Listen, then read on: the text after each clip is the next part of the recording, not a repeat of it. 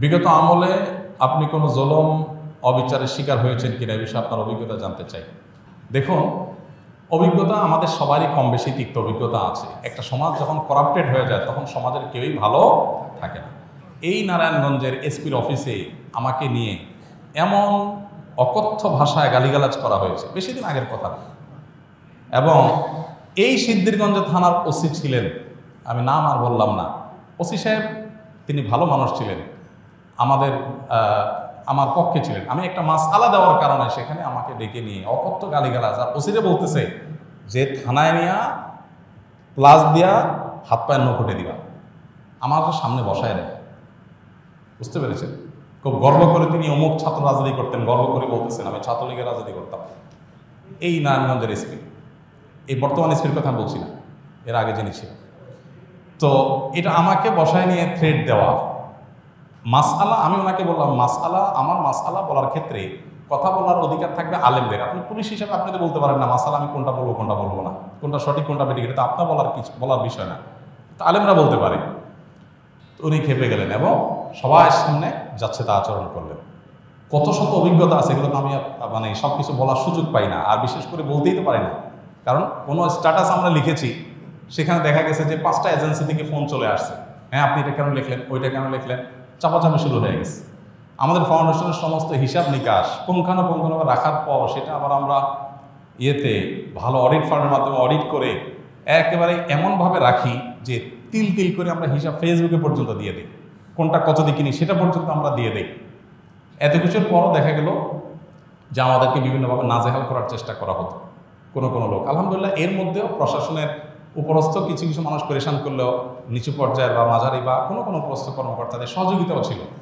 তাদের সহায়তা না থাকলে এতদূর আমরা আসতে পারতাম না। কিন্তু একটা বড় অংশ আমাদেরকে দৌড়ের উপর রাখতো। ইস্তেসকার নামাজের ঘোষণা দিছি, আমার বাসার নিচে দেখি যে বিভিন্ন গোয়েন্দা সংস্থার গাড়ি বোঝাই করা, মানসিকভাবে পেরেশানি। বাবা ইস্তেসকার নামাজ পড়বো, একটা নিরীহ একটা ইবাদত, আল্লাহর কাছে দোয়া করবো দেশের ভালোর জন্য। সেখানে দেখা গেল যে আমি বাসার থেকে বের হইতে না হইতে দেখি যে মানে একেবারে চারপাশে ঘিরে ধরছে, সোজা কথা মানসিক চাপ যেটাকে বলে সেটা দিয়ে রাখা। কত কাহিনী এবং কত ঘটনা যে ঘটেছে সেটাতে বলা হয়।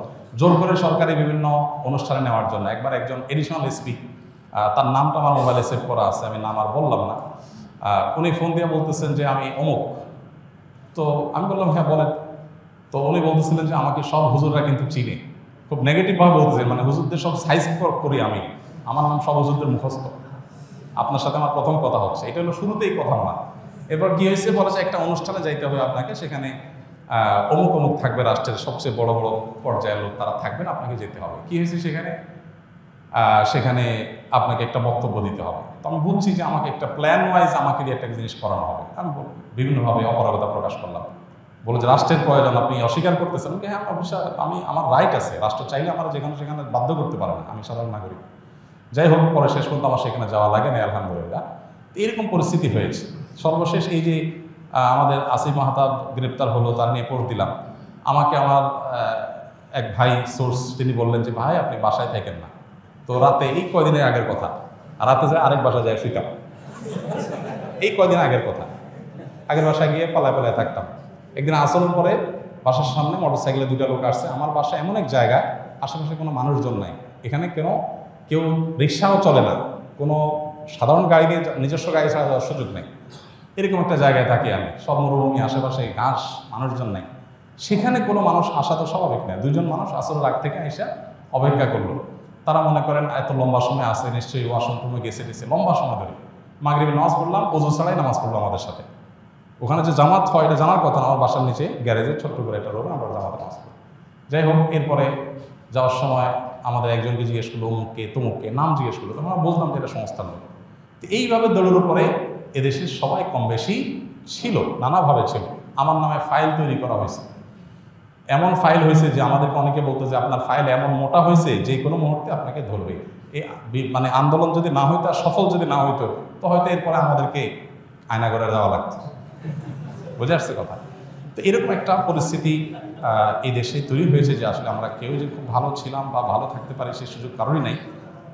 এরপরও আমরা আসলে সংগ্রাম করে চেষ্টা করে যতটুকু সম্ভব চেষ্টা করেছি অস্তিত্বটা টিকে রাখার জন্য, তার জন্য যে কত মূল্য দিতে হয়েছে, কত থ্রেট, এগুলো হজম করতে হয়েছে, সকাল বিকাল পালায় বেড়াইতে হয়েছে, হ্যাঁ, বিভিন্নভাবে টোপ দেওয়া হতো যে সরকারি এই সুবিধা নেন, ওই সুবিধা নেন। আলহামদুলিল্লাহ কখনো সেই সুবিধাগুলো আমরা গ্রহণ করি নাই, এবং এ ব্যাপারে আল্লাহ তালা আমাদেরকে গাইড করেছেন। এবং দোয়া করি আল্লাহ তালা আমাদের প্রিয় দেশটাকে এমন নিরাপদ করে দেয়, কেউ কাউকে ভয় করে চলতে হবে না। আল্লাহ যেন সেরকম নিরাপদ করে দেন, এবং আমরা সবসময় আল্লাহর কাছে দোয়া করি আল্লাহ তালা যেন এরকম। আমি এর পাশাপাশি প্রশাসনের ভাইদের, কিছু ভাইদের কথা বলবো যে আলহামদুলিল্লাহ খারাপের মধ্যেও কিছু ভালো মানুষ বিভিন্ন পর্যায়ে আছেন যারা টুকটাক সহযোগিতা করেছেন, তবে বেশিরভাগ ক্ষেত্রেই আমরা এ ধরনের নাজেহালের শিকার হয়েছি। আল্লাহ আমাদেরকে নিরাপদ একটি দেশ, নিরাপদ একটা ভূমি পাওয়ার তৌফিক দান করুন। আমাদের সমস্ত কষ্টগুলোকে আল্লাহ তাআলা দূর করে দিন। সকল মাজলুমের জুলুমের অবসান হয়ে যাক, সকল বৈষম্য দূর হয়ে যাক। মানুষ পেটে ভাতে যাই খায় থাকে অন্তত নিরাপদে যেন থাকতে পারে, কোনো থ্রেট, কোনো হুমকির মধ্যে যেন থাকতে না হয়। কোনো একটা কথা লিখলে, কোনো একটা কথা বললে যদি 5টা টেলিফোন আসে আর চাপ আসতে থাকে, তাহলে মানুষ স্বাধীনভাবে কোনো কথা বলতে পারে না। আর মানুষ যখন লেজ বড় হয় বা গাছ যখন বড় হয়, তখন বাতাসও বেশি ধরে। কাজ যাদের যত বেশি, তাদের উপরে প্রেশারও তত বেশি আসে। আল্লাহ তাআলা এই প্রেশার মুক্তভাবে, অন্তত অন্যায়ভাবে যে প্রেশারগুলো হয়, এগুলো মুক্তভাবে আল্লাহ তাআলা আমাদের সবাইকে এই প্রিয় মাতৃভূমিতে চলার তৌফিক দান করুন। আস-সুন্নাহ ফাউন্ডেশন, উম্মার স্বার্থে সুন্নাহর সাথে।